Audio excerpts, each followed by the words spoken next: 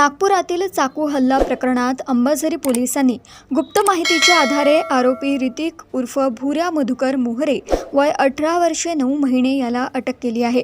आरोपीने हेमंत रवींद्र सोनावणे याच्यावर चाकूने पाठीवर वार करून घटनास्थळावरून पळ काढला होता।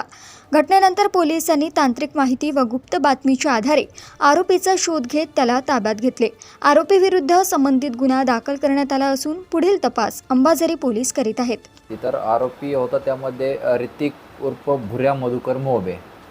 तर याने सदर जखमी हेमंत रवींद्र सोनवणे याच्यावर पाठीने चाकूने वार करून पळून गेला होता। तर त्याला आपण आपले पोलीस ठाण्याचे तपास पथक यांच्या मदतीने काल गुप्त बातमीदारामार्फत माहिती मिळवून त्याला ताब्यात घेऊन अटक करण्यात आलेली आहे व सदर आरोपीचा आपण आता पुढे PCR मागण्यासाठी त्याला मान्य न्यायालयात हजर करणार आहोत। तो आता सध्या त्याचं वय 18 वर्ष 9 महिने आहे। तर तो बाल गुन्हेगार म्हणून एक 307 मध्ये तो यापूर्वी आहे।